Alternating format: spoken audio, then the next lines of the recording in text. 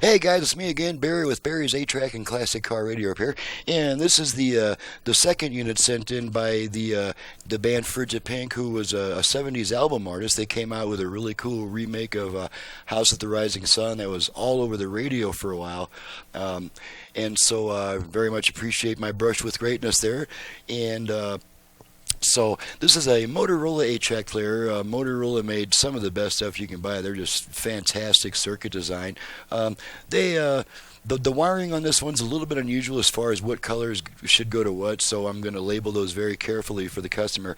And then this unit has some of the aftermarket 8-track stuff. They came out with some rather unique features. Some of them had like an eject button, like this one does, as well as the last one they sent me. And some of them will have a simulated quadraphonic that they call 4-channel matrix, and all that is, it just sends, it just reverses the left and right signals to the rear speakers. It sends the left front signal to the right rear, and the right front signal to the left rear. So it's more of kind of like a mixed up stereo than any kind of a simulated 4-channel effect, but it makes it sound kind of different. So they just call it like a 4-channel matrix effect, but it's not true 4-channel. But anyway, on this unit they've got a switch called Power Boost, which is actually just a volume boost. It doesn't add any more power. It just in effect increases the volume control a few notches. And so it's kind of a neat feature if you want to like dip it, like if you're at McDonald's, want to speak to the drive-through and turn the music down just long enough to hear what the speaker's saying. It's handy for that. But it's not a genuine power boost switch. When you have the unit cranked all the way up, the power boost switch has no effect until you turn it down, and then you hit the power boost, and then it just it's an apparent power boost. It's a selling point.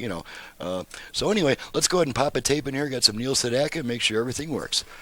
Oh, incidentally, I replaced the motor on this thing, and although this is a fairly thick unit, it still wasn't quite thick enough to where my special adjustable speed universal motor does not protrude a little ways out the bottom there. I'm going to put a little silicone bead around that just to kind of seal it up, and I had to kind of do some nibbling to get to the mounting screws and all that cool stuff. So I even had to do this on Rolls-Royce units, Radiomobile units, and the Learjet A250. They all require this operation because the only motors that I am able to get a hold of that I can make to run at any speed and thus make them kind of universal, they're a little bit longer than some motors. So in this unit, it peaks out the bottom a little bit. I did check with the customer to make sure that it won't cause clearance issues.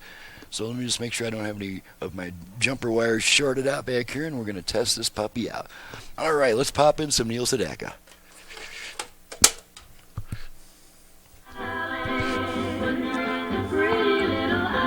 And let's bring our output level meters in the picture. Make sure we got both sides.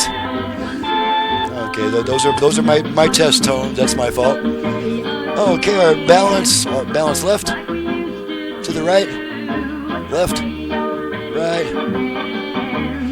Okay. Now that I've got the power boost on, turn the power boost off, and it's like that. And it's like if we got our volume down really low, we can hit the power boost, and it goes up a little bit, and up to about probably 2/3 of the range.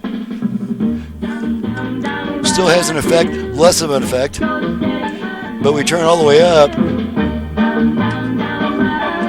No change at all. So that's a volume boost, not really a power boost. Okay, and our tone controller, of course, and we've got some more of my obtrusive test tones, and I'll explain it again, guys. Sometimes when I'm troubleshooting, I'm injecting audio signals to troubleshoot a unit, and I've got a tape in. It'll record itself onto the tape sometime. That's where those straight tones come from. Turn the volume boost on. Switch tracks 2 times.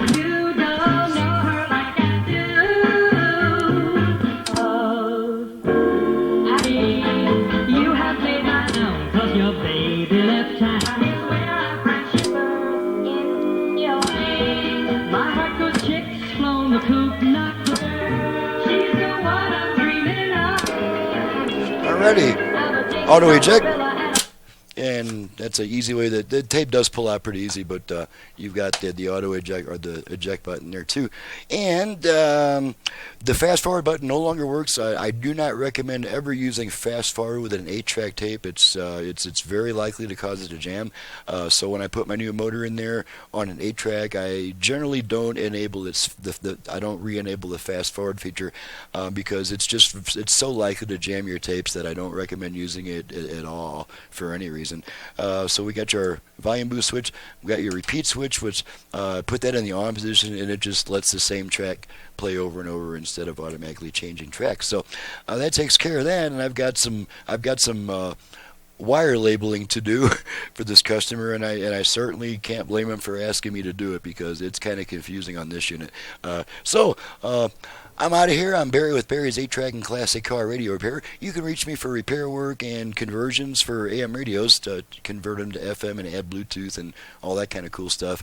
You can reach me at 928-533-9666. My website is in the description below. Thanks so much for watching and listening, guys. Thank you, Guy from Frigid Pink, for your business from a 70s album artist. That's always a neat charge to get a unit in from a music notable. And so we'll see you guys next time. Thanks again for watching.